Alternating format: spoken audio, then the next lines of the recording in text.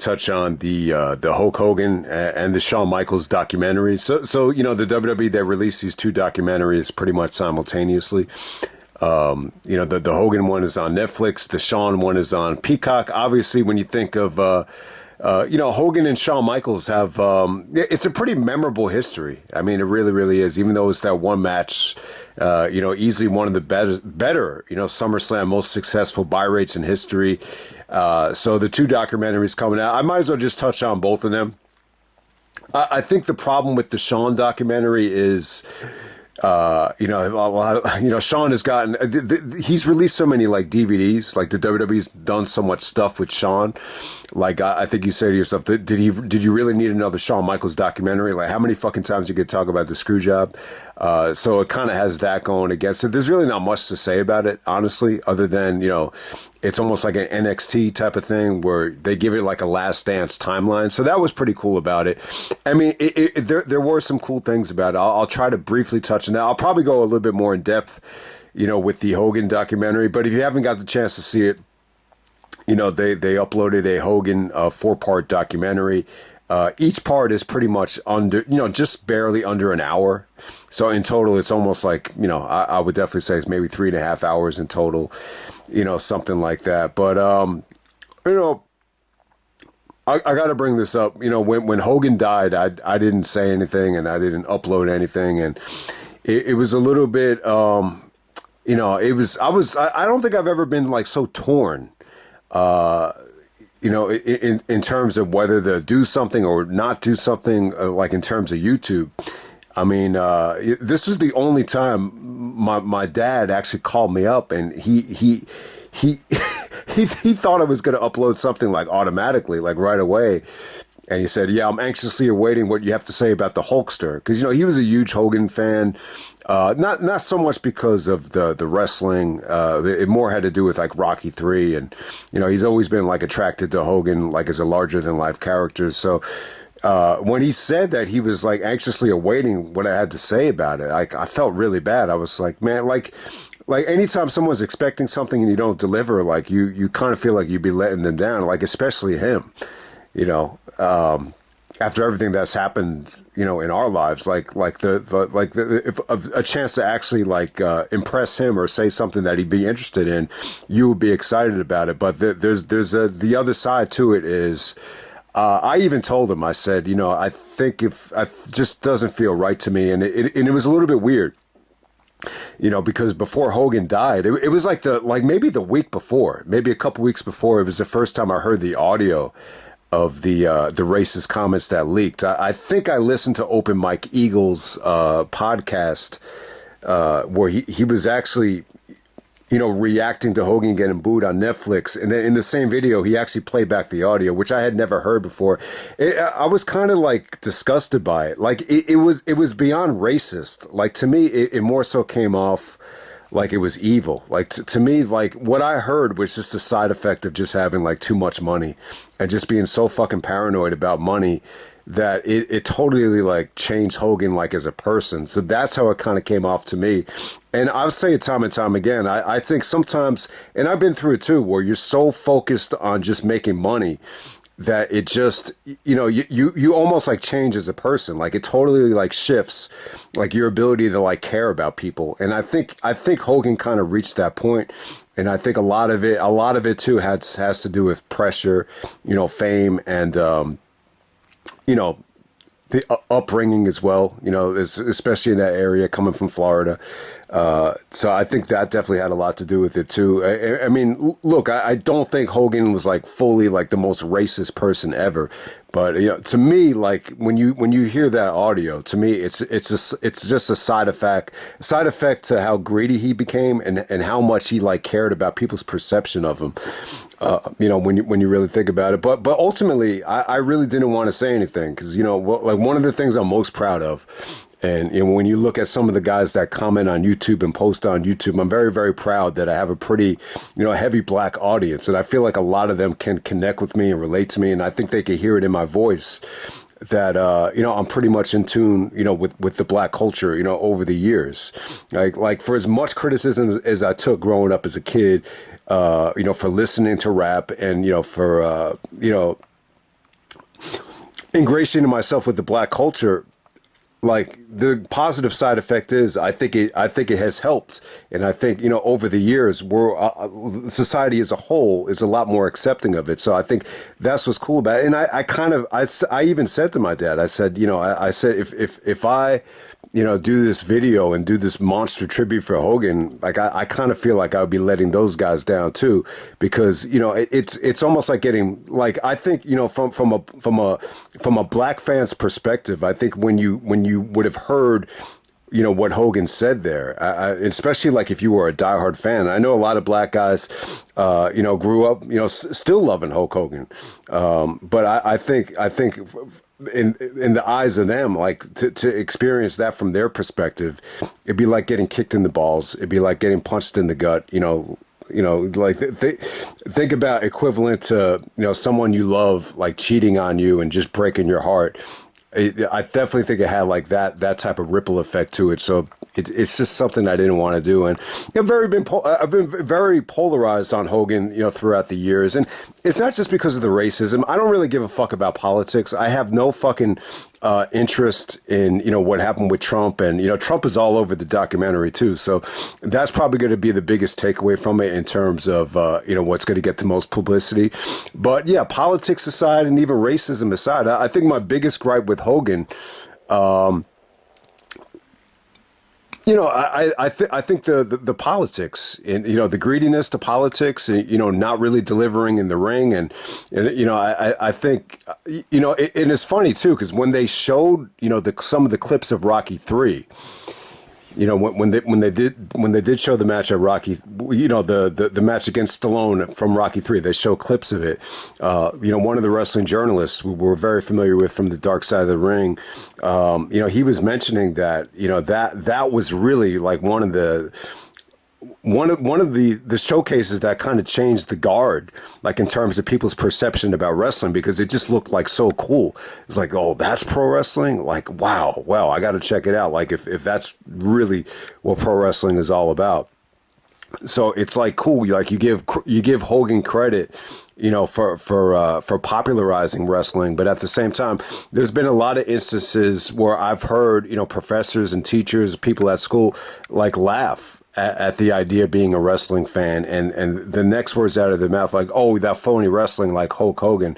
So it's almost like, I don't know, I guess you kind of call it like a double-edged sword, like in terms of, people's perception on, wrestling in general. So, but overall, I actually think there's, like, I'm not the biggest Hogan fan in the world. I'll be very honest with you. I was like, when I was a kid, I was more of an Ultimate Warrior guy, but I still liked Hogan. I could still like appreciate, the work that he did. And even WrestleMania 18 to me is like, my proudest moment of being somewhat of a fan of Hogan.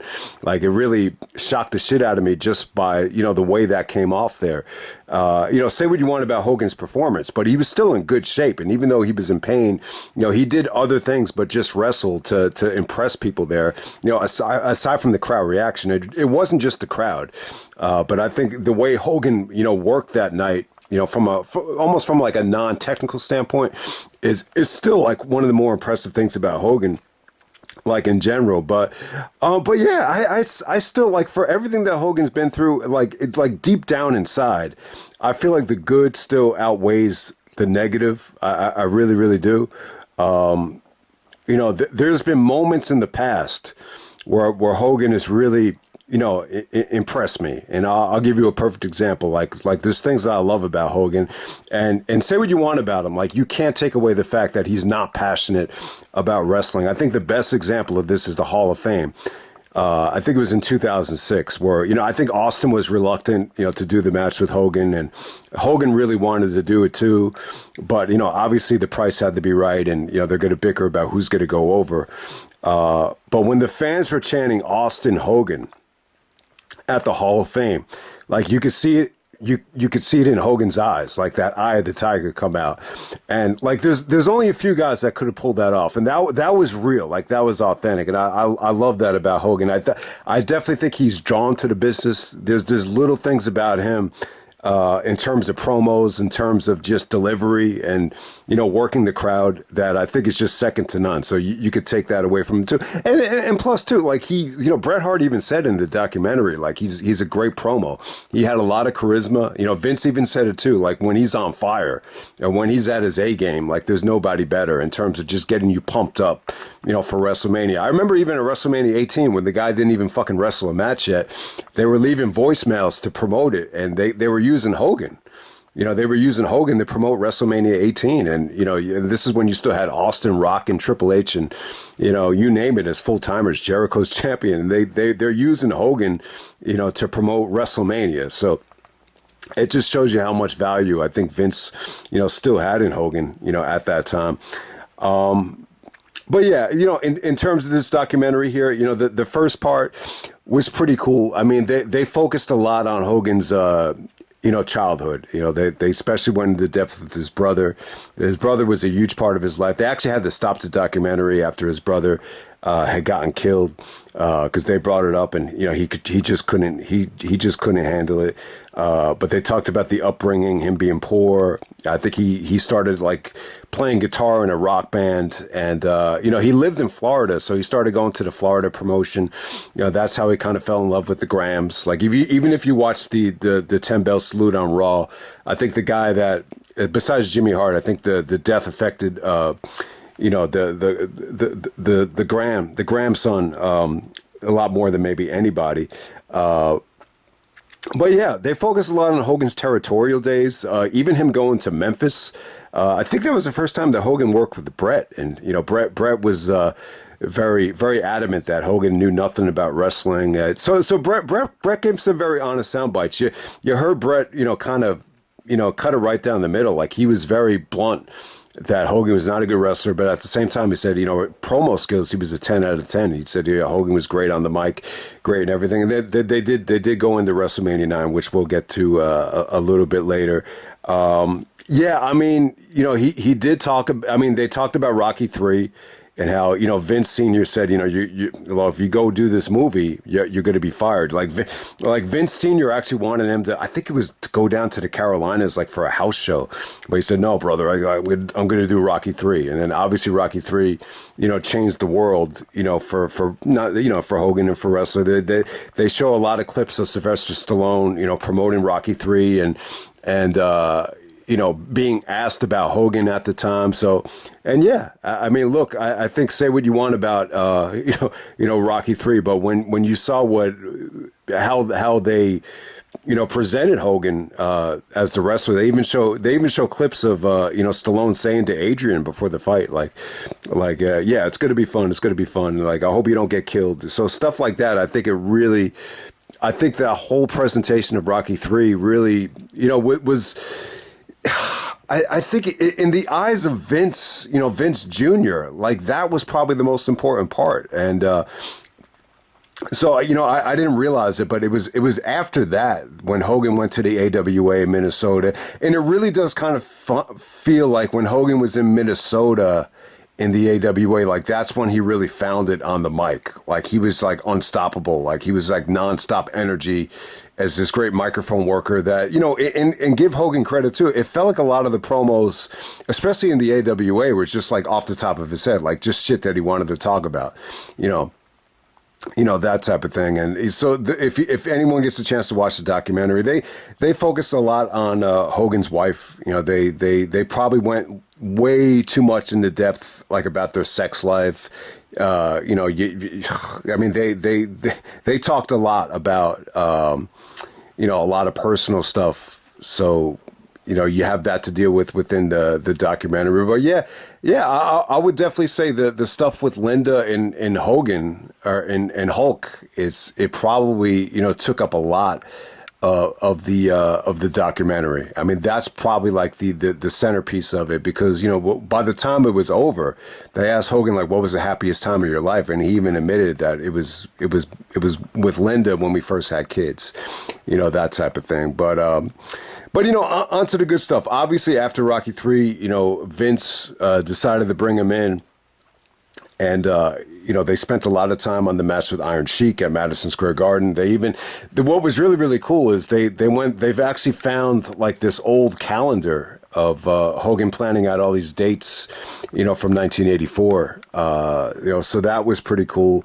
But when you get to the WWF days and the Hulkamania days, yeah, obviously they spent a lot of time on WrestleMania 1 about how big of a gamble it was going to be. They show us a lot of this stuff was probably shown in the Vince documentary. So, the early WrestleMania stuff, they showed a lot of that. Yeah, they even showed a lot of the lawsuit stuff, when he went on interviews, and, a lot of the journalists that were trying to attack wrestling, actually filed a lawsuit against him when Hogan got a little bit too physical. They go in depth about that.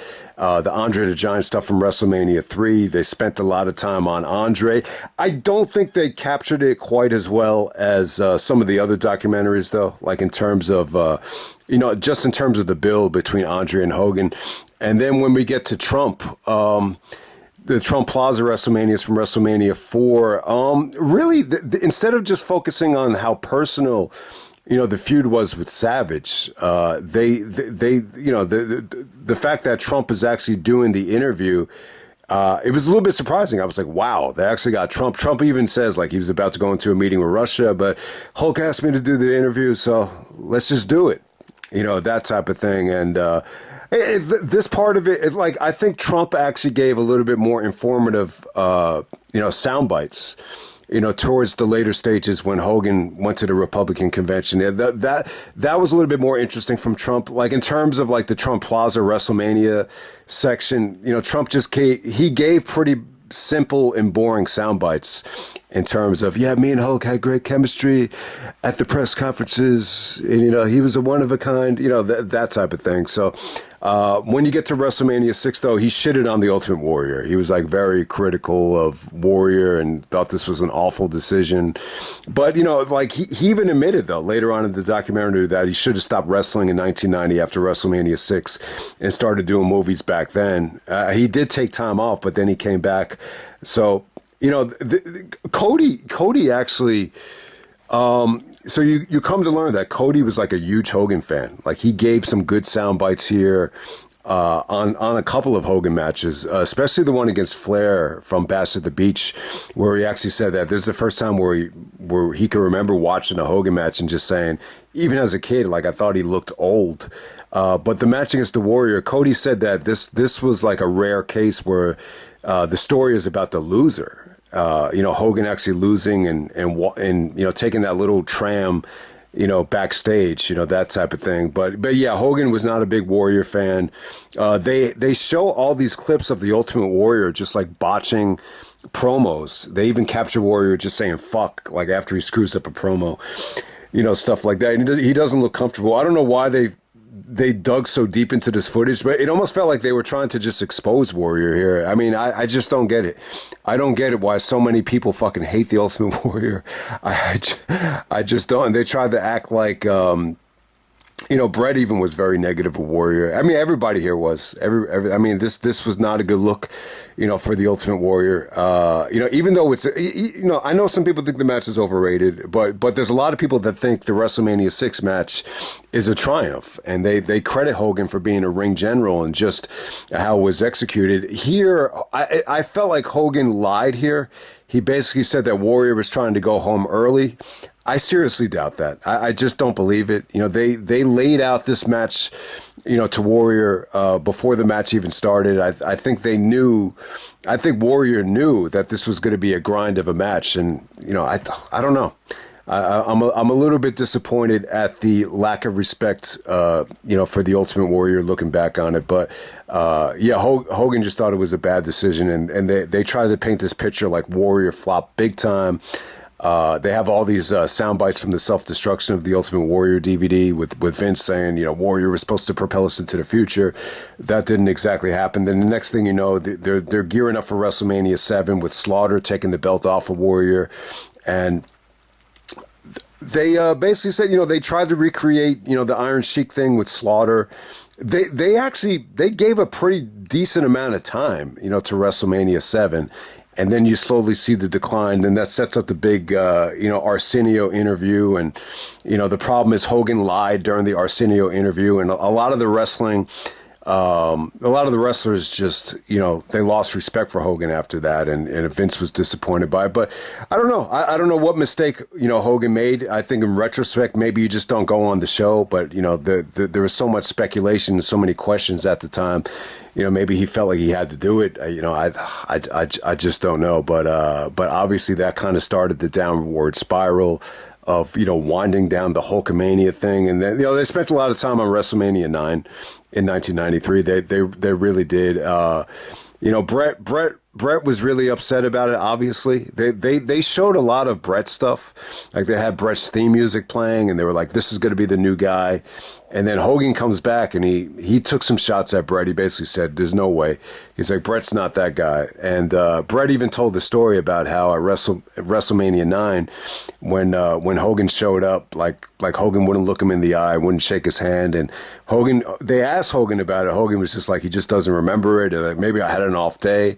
So Brett is actually remembering and has these like memories like documented, but Hogan just kind of, shrugs it off like they never really happened. So, that type of thing. And then Brett actually just, says to the camera, "Fuck you," to Hogan when they took the belt from him. He's just like, Brett seems a little bit more embarrassed by this moment now than the screw job. Like it seems like he's more bitter about this now that he's finally gotten over the screw job. But, we've rehashed this moment time and time again. And, this really kind of painted Hogan in a negative light. They really didn't, go in depth about the European tour.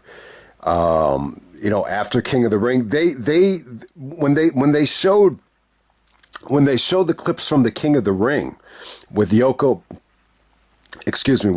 actually beating Hogan, they use that song, "Take These Broken Wings." I forget the name of the song, but everybody knows that. When you hear the song, you know what song that they're using.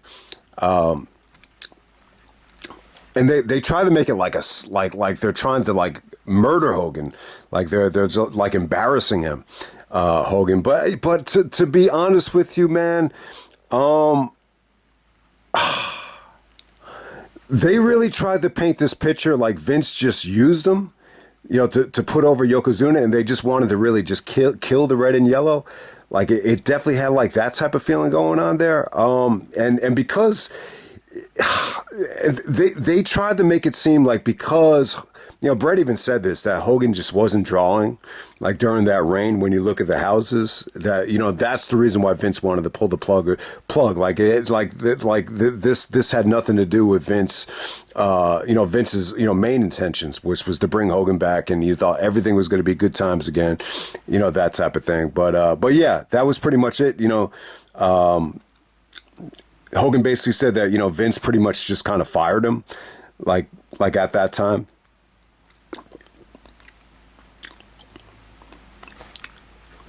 So let me talk about the steroid scandal. What was pretty big during the steroid scandal that I think it could be a little bit unclear. Like if especially like if you weren't old enough watching at the time. So obviously Hogan actually testified in front of the federal government that Vince never dealt him steroids, like never was one of these guys that made him do steroids, or he was dealing steroids, like never sold him steroids, that type of thing. And that ultimately that's why Vince got off.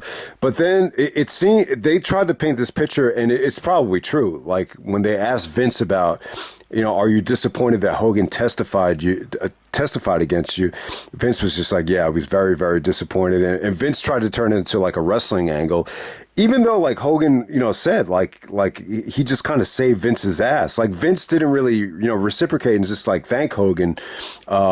And the rationale behind it is Hogan was already competing in WCW, and, Vince was kind of under the impression that, Hogan is already like in enemy territory. So Vince kind of took that approach with it. Like, I guess it's a situation from Vince's standpoint, since he's already like free, since the trial is already over, he's kind of on to the next phase of it. Like, let's just kind of annihilate the competition and not give him any sympathy or any credit, for what Hogan just did with, keeping Vince McMahon out of jail.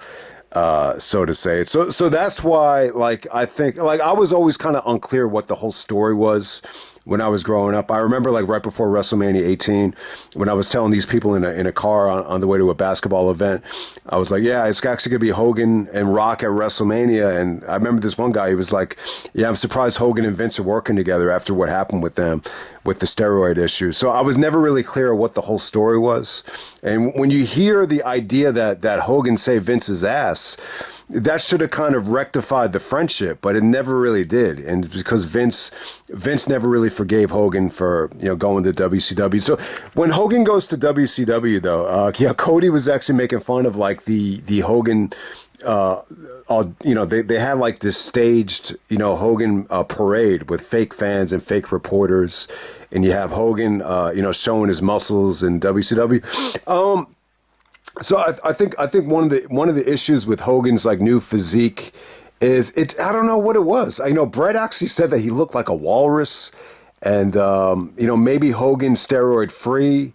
It just didn't have, like, the same type of pizzazz I think that it had, years before, especially like in the mid '80s. I would definitely say that.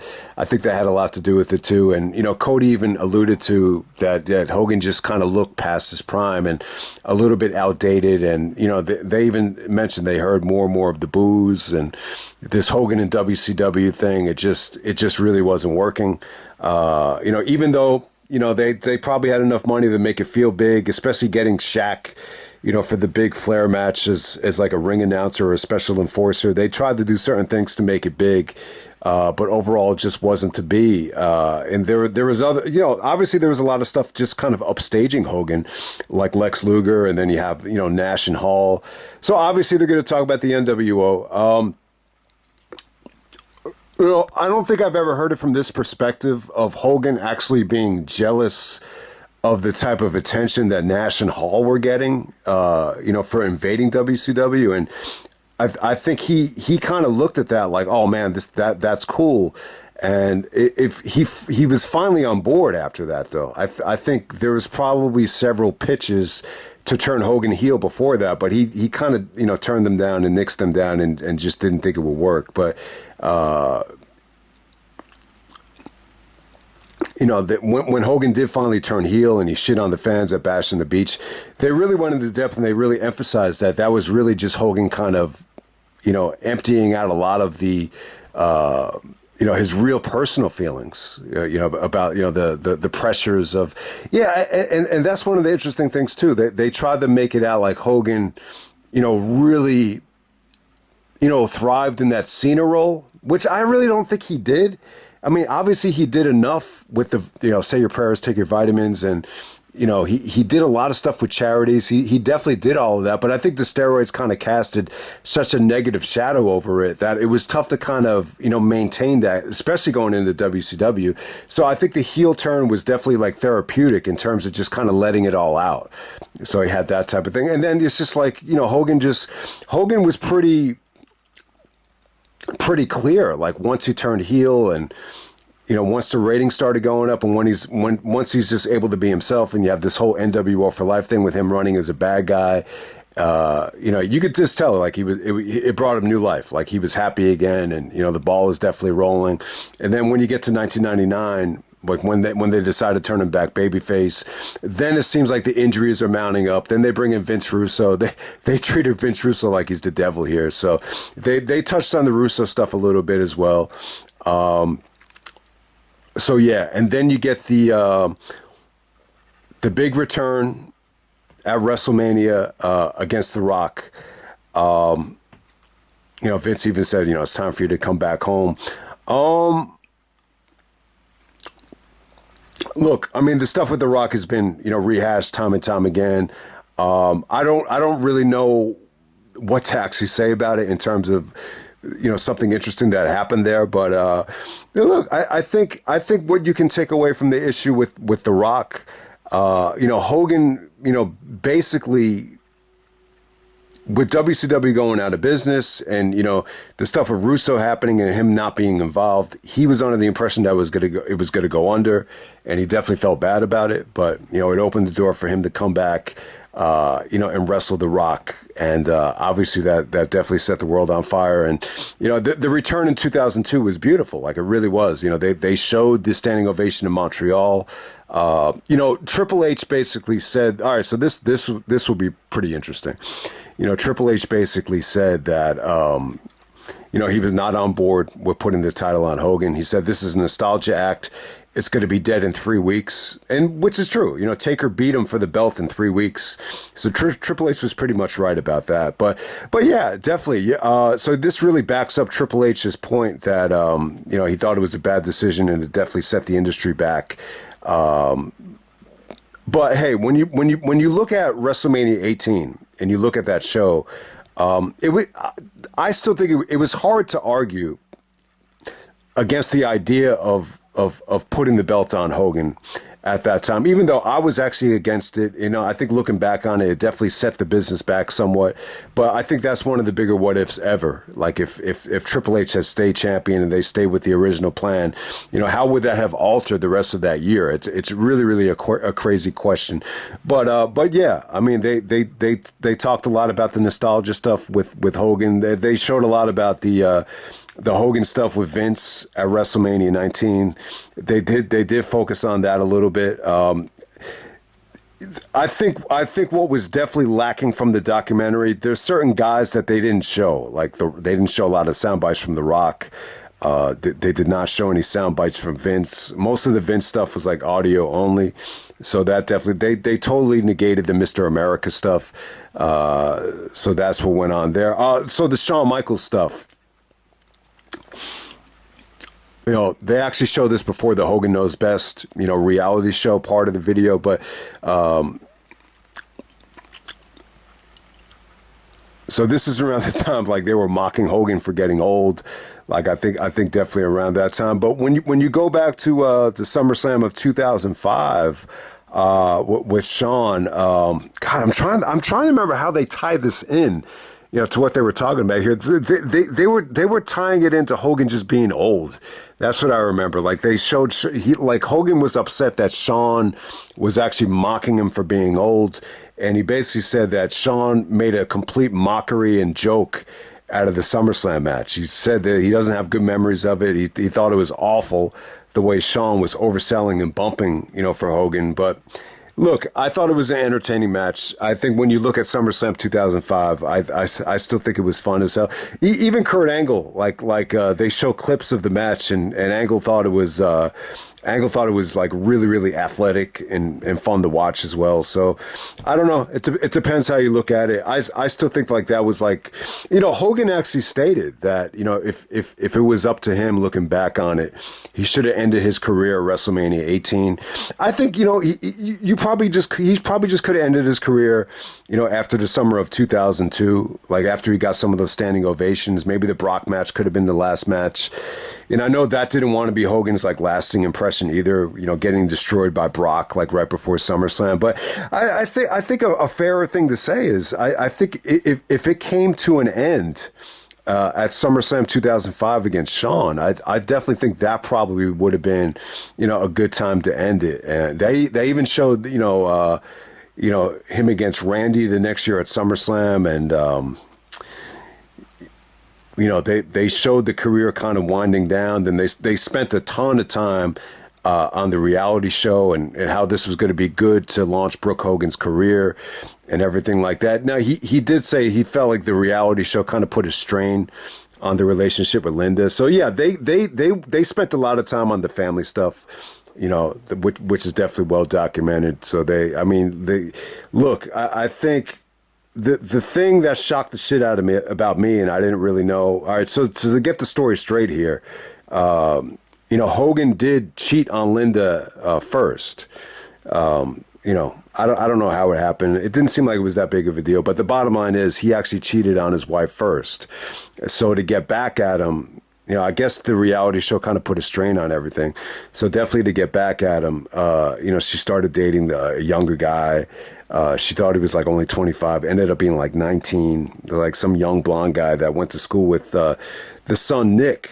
So you had that to deal with. And apparently when Hogan moved into a different apartment, they were kind of like rubbing it in, like look at me, like I'm like, how does it feel to, you know, for me to fuck somebody else, you know, that type of thing. And apparently Hogan got really jealous.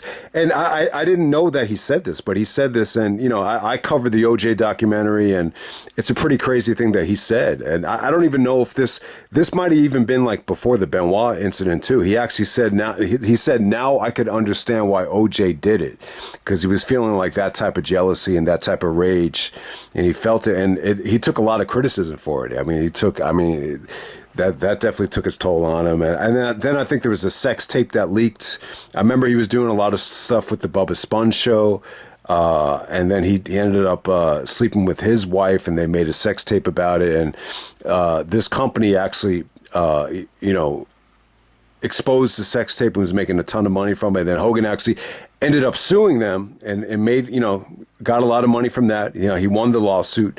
But the side effect to it is there was so much stuff that leaked at that time. That's where you found the racist and the, you know, the racist remarks, which I think was about Brooke. I think this was about Brooke's, you know, record career, music career. And I think she was actually dating a black guy at the time. And, you know, Hogan said some evil stuff about that boyfriend, which I won't get into. But, you know, I think what the documentary is missing too, and I understand like it hits you so hard and it fucks with you so mentally that I could definitely understand them not, you know, wanted to play the audio. Like I could definitely understand it, but I think that's what was missing at the time. And even the stuff with like the Bubba Sponge's wife, I think you could have showed, you know, a little bit more there to explain exactly what went on. So it's a little bit flawed. And then you have like this downward spiral of Hogan, like losing money, you know, getting divorced.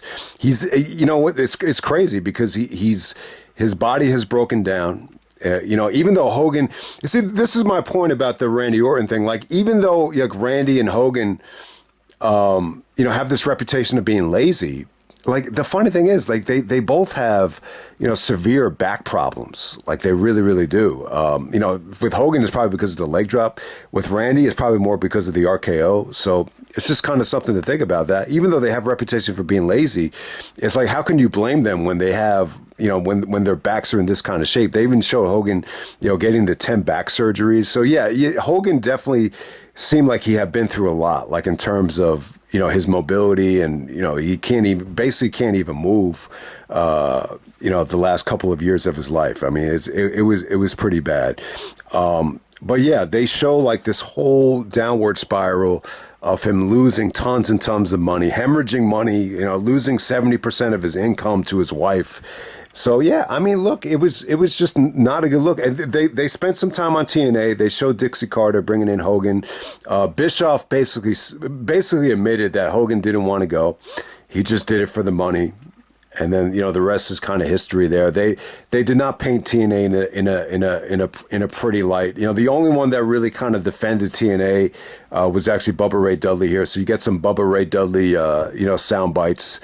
So there we go with that. I'm trying to think of anything else that happened. And, you know, the whole racist comments, you know, they show him actually getting fired. Triple H basically came on and admitted that he's the one that had to fire him. He basically said, you know, that wasn't Hulk Hogan, that was Terry Bollea, you know, blah, blah, blah, blah, blah. Then obviously things blew over. And yeah, I mean, you know, after he died, I mean, they spent a lot of time on the Republican convention with Trump. Trump actually gave some good sound bites about how charismatic Hogan was. And, you know, Hogan got, you know, great ratings. And, you know, Triple H even admitted that Hogan was so powerful that he can manipulate, you know, people into voting for, you know, the guy for president. So that stuff actually was, I thought Trump actually came off good there in terms of just giving some interesting sound bites about, you know, what Hogan has done for him. And, you know, Trump actually getting shot is what really, you know, motivated Hogan, you know, to go to bat for Trump and really stick up for him. And they show the whole thing on Netflix with him getting booed out of the building. And, you know, at first they set it up like, oh, this is only a side effect of, you know, political beliefs. But then I think it was Triple H and even Natty Neidhart actually said, you know, this is, you know, everything coming back to bite him in the ass, just everything. So, and, so yeah, and then after Hogan dies, they have a lot of emotional sound bites, from some of the guys close to Hogan, from Jimmy Hart, to Eddie Graham, to even I think one of the more interesting things about the documentary you could take away is, Brett was very, very up and down on Hogan. Like, he gave him credit where he needed credit for, but you could just tell he just still doesn't like him. He still thinks he's a piece of shit. He's like, "Fuck you, taking my belt at WrestleMania 9 is like that's my belt." But I would definitely say Jesse the Body Ventura, like the sound bites from him. It was definitely like a change. Felt like there was definitely like a change of heart in terms of the way Jesse Ventura viewed Hogan, because I know even if you listen to the commentary, you could just tell those guys hated each other. But that was pretty cool to kind of learn. But yeah, man, that's the best I can do here, man. I mean, look, some people would still argue that Hogan's still the most important guy in terms of moving the needle and making professional wrestling, getting it to the next level. Always be appreciative for, everything that Hogan's done. He's contributed some good things. He's not the best person in the world, but there's still a lot of good qualities from him. And I definitely think he has a presence about him. And there's definitely a good side to Hogan. And, I think there's still phases of Hogan's career.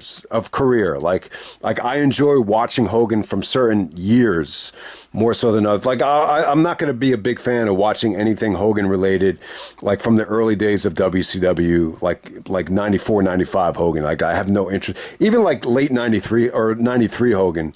Like that just doesn't hold up for me. But definitely, like if you pop in, Hogan in 89 or Hogan even in 86 or 87 or even Hogan in 2002, I find a little bit more digestible. I don't know what it is. There's certain times in Hogan's career where I feel like it was on fire, whether it's old or whether it's late. But there's other times where I could just say, like, the fucking magic is just not there. I don't know what's lacking here. Something is just off. Like, he's just a phony piece of shit here. And, like, I don't want to watch him wrestle. And then there's other moments where it's just like he's just fucking on fire. So it's a little bit polarizing for me with Hogan. But shout out to my dad. I always, anytime your dad or father asks you to do, or like is excited for you to do something and you don't deliver, you always feel bad about it. But at the time, I just didn't feel like it was the right thing to do. And I'm looking at the other side to it is like, I don't want to, jump on here and, celebrate this guy that's been an evil fucking prick. Okay, now we're moving on to the Shawn Michaels portion of the video, the documentary. This was on Peacock. The Heartbreak Kid becoming Shawn Michaels. So I think the biggest question is, I mean, most people have the Shawn Michaels DVDs. I think they only did like one major Shawn documentary. I think it was Heartbreak and Triumph. DVD came out in 2007. So I think what's cool about this is you get to see a documentary where they present the Ric Flair retirement match. You get to see Shawn and Rick like behind the scenes showing off the watches and having fun. I think that was pretty cool. And then they showed the Undertaker matches. I think that, I think if Shawn was ever going to have a documentary, it's hard to have a documentary without, those two matches, being documented. And if you read Shawn's book, he kind of just reiterated some of the same things he said over and over again, that the match with Undertaker was so good that he just wanted that to be his last match. And I think one of the things you learn about Shawn is he's really big, and maybe this is why he didn't want to wrestle Rob Van Dam and AJ Styles.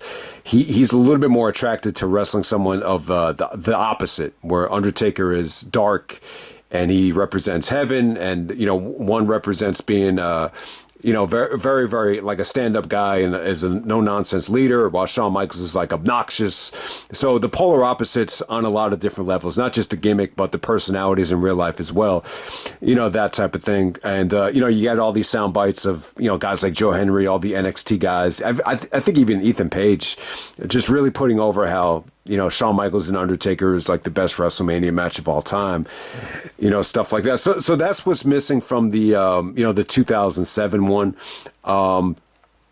They talk a lot about, the kids And, let's just get the NXT stuff out of the way. I mean, you heard the story about, Shawn Michaels' wife being a Nitro girl, which is kind of a weird story. I mean, I really think it is. I mean, it feels very, very weird how, Shawn's wife is a Nitro girl and she's single. And all Shawn Michaels has to do is get a connection and make a phone call. And then off to the races. He's married. They're having kids. It's a little bit of a weird story, but, I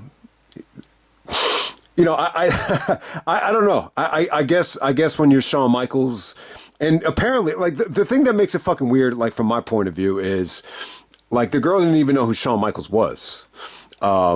I don't think she was like a big wrestling fan, so that's what makes it a little bit bizarre to me. But take it how you want it. It is what it is there. But let's get some of the NXT stuff out of the way. I mean, there's a lot of like timeline stuff where they'll have Shawn like talking to the NXT guys, having them come up with like ideas and finishes, which is really cool. He actually gave Shawn Spears like a really nice idea for a finish with I believe it was Eric Young.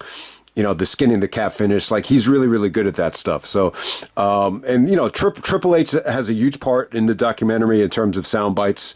He gave a great sound bite about Montreal, and then he got a great sound bite about Triple H actually getting sick and how Shawn actually had to fill in. And, the process of getting Shawn, to be a part of it. It seemed like it was a big journey. Like when Shawn retired in 2010, like the first 5 years, like he was just into like hunting and just kind of doing his own thing.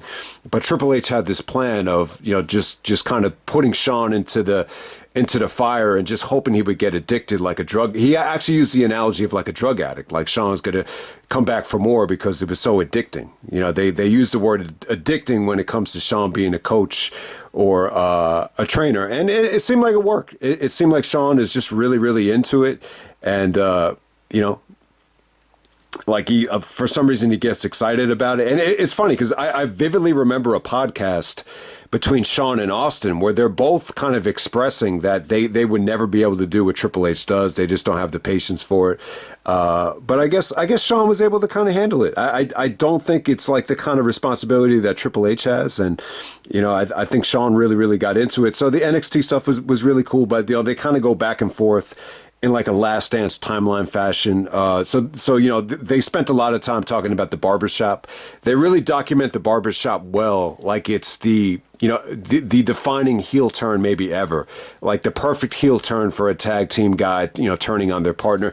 And you even hear it today, the Shawn Michaels, Marty Jannetty, comparisons, you still hear it today where, anytime you're talking about a tag team, like if you say, this guy is the Shawn and that guy is the Jannetty, you almost feel like bad for Marty Jannetty. It's almost like, he's been cast in such a negative light by just being the underwhelming tag team partner. And it's just sad because, anyone that saw the Rockers, they know how good Jannetty was. So, that was a very interesting, the just the way they document the barbershop. I mean, it was very well done. I mean, I do remember this is like the first, well into the first year when I started watching wrestling, and it just felt like they showed that moment over and over again, like every Saturday morning. Lots of recycled sound bites from Scott Hall, just about the Click and, living on the road. Shawn really talked about how, the Click and living on the road really kind of transformed him from, having a conservative childhood to just having this rebellious, adulthood where, he feels like he could, do and drink and, experiment with drugs. So Shawn really, came clean and just said, the three biggest problems in terms of like, lifestyle was drinking, basically cocaine. He said the word blow, but I think you could realize that that's cocaine.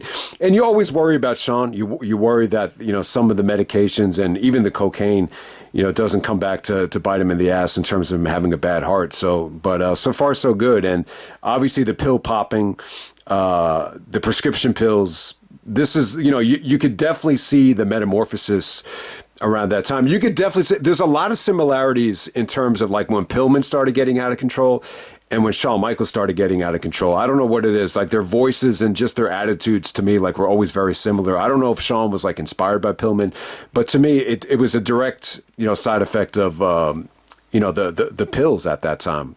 I think when you really think about it, but, yeah, I mean, I think what's cool about the documentary is, what's different about this one is you get sound bites from Taker, Triple H, and Bret Hart. I mean, it really is the first time where, Bret is, basically playing a huge part of the Shawn Michaels sound bites. And I hate to say, and it was one of the first times where I said to myself, I think deep down inside, like Bret Hart really like loves Shawn Michaels almost to the point where he's like obsessed with him. Like how many times do you hear Bret like trying to brag about himself and the schedule he took? He's like, nobody worked harder than me. Nobody kept the same schedule as me. Not anybody, not Shawn. Like he always has to throw Shawn Michaels out there, like his name out there. But he was very complimentary of him here, just in terms of the tag team work with Marty and how he paid his dues and how he had so much natural charisma and so much talent and nobody really needed to coach him. Like everything was just there. So Bret was good in that part, and even the Iron Man match. It wasn't so much here. Bret even said that his athleticism was incredible, and he was such a great athlete in the Iron Man match, and they put over the Iron Man match used. And to me, I know I get shit over the years for overrating the match, but to me, that's what WrestleMania should be in my eyes. I just love that fucking match. I really do. I mean, I think the older and older you get, the more and more you'll appreciate, everything that went into that thing. But I might as well be just talking to the wall by saying that. But really, this was not part of the documentary. But I did want to mention, Bret has just been really complimentary of Shawn, and it definitely goes under the radar. Like he really went out of his way in his book to really praise Shawn, like for the amount of focus that went into that match. Like he was just kind of blown away by how focused he was, to make sure it was good. And those are the things that I love about sports, where if you study the mentality of Shawn before the Iron Man match, or Bryan Danielson before, the big match at the Manhattan Center, or, any of these other stories from the NBA where, a guy's coming back from adversity, or a guy's has to play through food poisoning. Like you learn about, you want to study that mentality. So anytime you're going through something, you could always look at that and kind of say, all right, he was going through that at the time. How can I use that and apply it to this so I could get through it? So those are the great things about, being a fan of sports, and obviously sports entertainment as well. But yeah, I mean, I think the most interesting thing about coming off of the Iron Man match in terms of this documentary is how much pressure Shawn put on himself. He felt like he was definitely a perfectionist. Just, he didn't really go into details, but he basically said that the match didn't really go the way he wanted it to. And, during the aftermatch, he told Bret to get the fuck out of the ring, and he was very meticulous. Yeah, meticulous is the word he used about, he wanted everything to be perfect with, Earl Hebner putting the belt on him, and he was upset about the belt and, stuff like that. So, it just showed you how, being when you're a perfectionist like that, it's just hard to enjoy everything. And he wanted all these extra things, to go on Regis and to do Baywatch and to do all, to do the John Cena stuff, to be the face of the company. And, we even talked about it. Brock wasn't that guy. I think there was a way where, I'm getting off topic here, but I definitely think there was a way where you could keep Brock on the road, but he doesn't necessarily have to be the baby face of the company, or he takes on the Miz and John Cena, like media schedule. I think there was a way around that, but definitely Shawn, this burned him to the ground. Like if you take the knee injury out of the equation, like I definitely think like he couldn't have, he could only do 1 year like this. I think 96 was the only year, Shawn was willing to do like something like this. And he was very adamant that he didn't really want to replicate that schedule. So they go in depth about, all the pressure and, the ratings dropping. Then they show the Nitro and Hogan heel turn, and WCW's kicking their ass. And Shawn, basically felt like he had to take the brunt of it. And if you're the champion, you're going to get, it comes with so much responsibility, all that stuff. But ideally, I think when you look back on it now, it's very unfair. I think, if you want to argue to me that, maybe Shawn should have turned heel, during the reign, and he should have done some more interesting things. And maybe if you push the DX envelope with Shawn as champion, maybe that would have turned the corner. That's fine. But at the same time, you still need that supporting cast, in the ring. And sometimes, being the best wrestler, winning the PWI 500 and solidifying yourself as the best PWI 500 winner, sometimes that's not good enough. Like, I don't know. It's just one of those things where, I kind of relate to it as well. I mean, I think everyone goes through these phases in life where you feel like, you're better than ever and you've reached, the pinnacle, but still, it's not good enough. And I think it definitely ate at him. And then at the same time, he ended up tearing his ACL.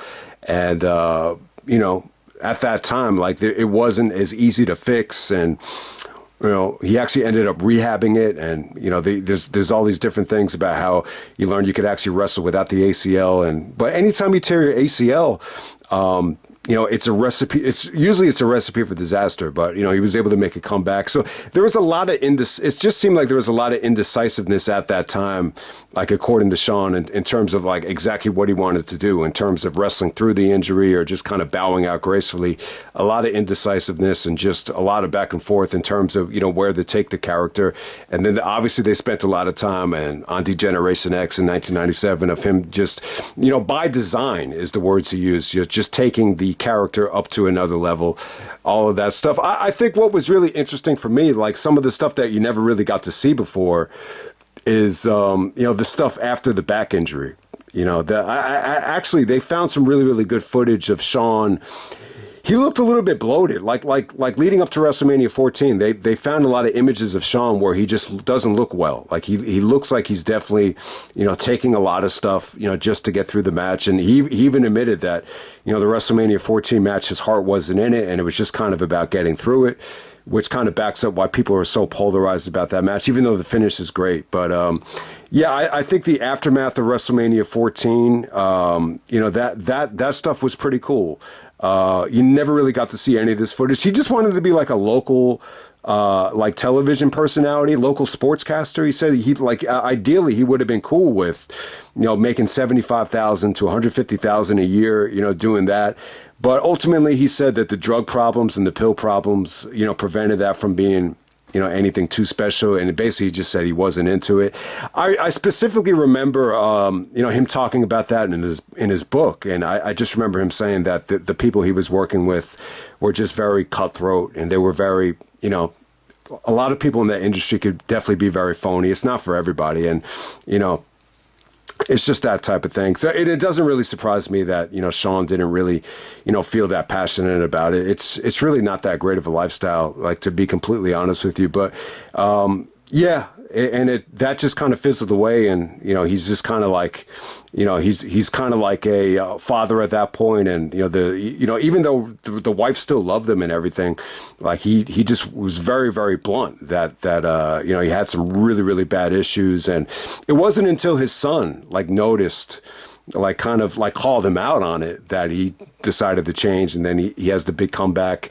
The comeback story is a little bit weird. You always hear different things about how Shawn wanted it to be a tag match. I even heard another story that he wanted it to be Vince, and then Vince pushed for the idea of it being Hunter or Triple H. It's funny how so many people call him Hunter, which is really, really cool. I don't know. I just find it funny how people still call him Hunter. But yeah, I mean, and then Triple H even came clean in the documentary and just said that Shawn actually told him that the only way he would do something like this if it was you in the match, and he wasn't really sure if he could go full bored with the match, and they really weren't going to do much. And then they decided to kind of just call the match on the fly. I don't believe this. I don't know why. I just find it hard to believe that they called that whole match on the fly. And I don't believe for a second that they were just going to wrestle just a couple of minutes and go to a finish. I don't know. I mean, there's so many different stories about the Shawn Michaels return, about who the original opponent was supposed to be. My belief was, I think he wanted to do a tag with Nash. And when Nash went down and when Austin walked out, that's what really opened the door to do the Triple H stuff. And then lo and behold, they have this whole comeback You know, they talked a little bit about him winning the belt at Elimination Chamber. They showed some of the NXT guys like Joe Henry just saying that it was such a great moment as a kid, and you know that's the like when pro wrestling is done right. You know, that's how good it could be when Shawn won the belt at Elimination Chamber, at Survivor Series, that type of thing. They didn't really go into depth about any of other Shawn's feuds until you get like to the Flair stuff or the Undertaker stuff. The only thing they kind of like show clips of the Mr. WrestleMania promo and just clips of Shawn just having a great highlight reel with the actual comeback, and more importantly, I think just enjoying the comeback. I think Undertaker sound bites would be definitely interesting to people, because at first like he wasn't a big fan of Shawn Michaels as a person. Said he wouldn't have pissed on him if he was on fire, like stuff like that. But, Taker is one of the guys that just thought he was a changed guy. And even Brett said that, he's totally different. Brett actually came clean and just said, yeah, he was an asshole. He was an asshole back then. But this is the first time where Brett actually admits that he just feels like the drugs got in the way. And that Shawn really wasn't a bad guy. So that's pretty cool. It was pretty cool to learn about that. And I think I'll just end it here. There's really not much to say about it. I think if you're a Shawn Michaels fan, you've pretty much seen it all. I think what's really different about this is, you get to see Shawn's kids, grown up. It was really, really cool. You get to see the little redhead girl become like a makeup artist for NXT. His oldest son, Cameron, is doing, I think, artwork for the WWE. So you get to see them kind of, talk to Shawn as almost like adults. And it was cool. Like, as someone that loves Shawn, and I grew up watching him before he even turned heel with the Rockers. It was really cool. I really, really enjoyed it. I did watch some of it with my brother when he did visit the other day. I think it was during WrestleMania, actually, around that time. And yeah, I think he pretty much enjoyed it. He seemed kind of bored by the NXT stuff. But that's pretty much it, man. I'll end it right there. We're gonna tie Shawn Michaels and Hulk Hogan together. Why not? I mean, it was such a fun build up, and one of the best buy rates in SummerSlam history. But I hope you enjoyed the video, and I'm out. All right.